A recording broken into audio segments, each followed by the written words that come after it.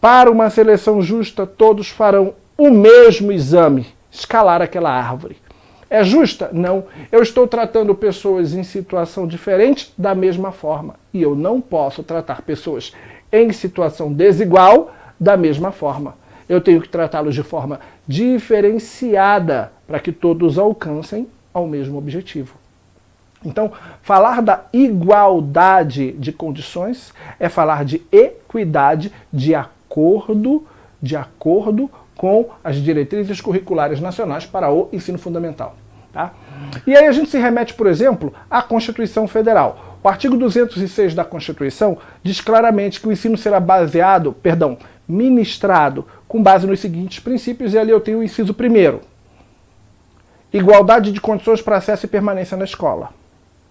E aí eu tenho aqui, no segundo quadro, a LDB.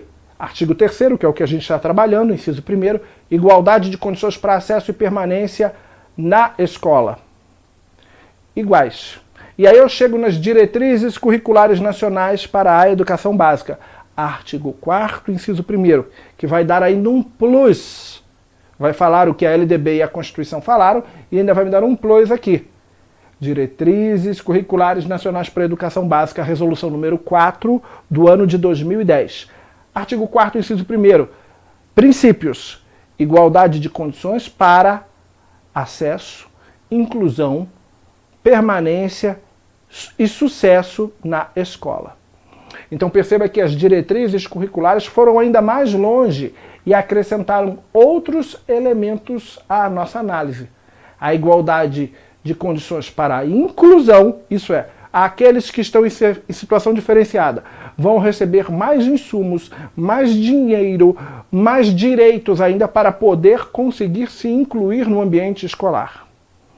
E aqueles que tiverem dificuldade para ter sucesso na sua vida acadêmica, a eles será dado um maior aporte para que todos tenham sucesso.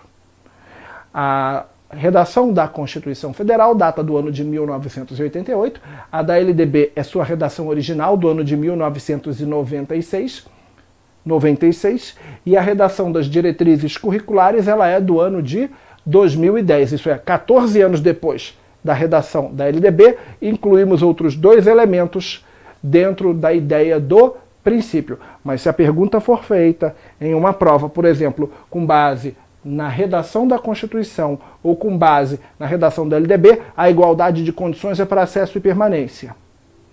E se a pergunta for feita com base nas DCNs para educação básica, é a igualdade de condição para acesso, inclusão, permanência e sucesso. Inclusão e sucesso foram adicionados 14 anos depois da publicação da LDB. E a redação da LDB por si só ainda não mudou, mas ela pode vir a ser cobrada numa prova e aí vai ser abordada de forma diferenciada.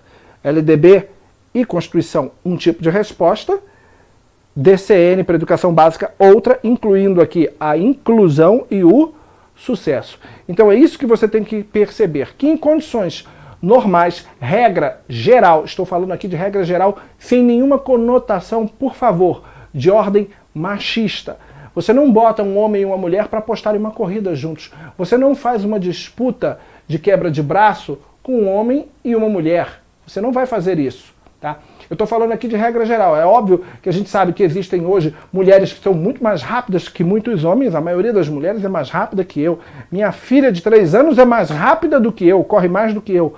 Né? E sabemos muito bem que existem mulheres que são muito mais fortes do que os homens. A maioria das mulheres também é mais forte do que eu. Tá? Mas eu estou falando aqui de regra geral. Você não coloca pessoas em situação desigual para disputarem a partir do mesmo ponto ou premissa de partida. Isso é violação de princípios. Então, atender ao princípio da igualdade de condições é dar mais direitos a quem tem menos ou está menos favorecido para que todos tenham as mesmas oportunidades. Essa é a ideia. Qual é o principal mecanismo que o poder público utiliza para atender a este princípio?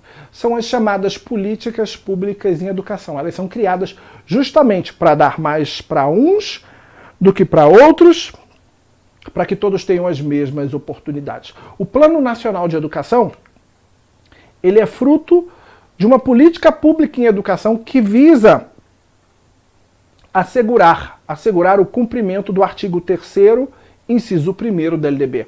O Fundeb é uma política pública em educação, sim, que visa assegurar o cumprimento do inciso 1º.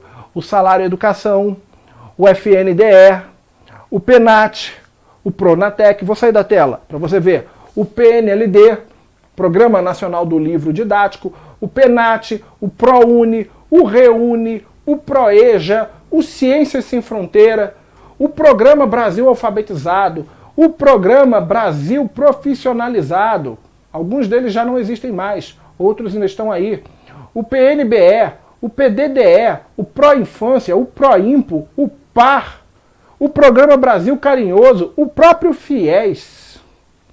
As políticas públicas em educação são destinadas a assegurar a manutenção da execuibilidade do artigo 3º, inciso 1 da LDB. Um grande abraço e até o nosso próximo encontro.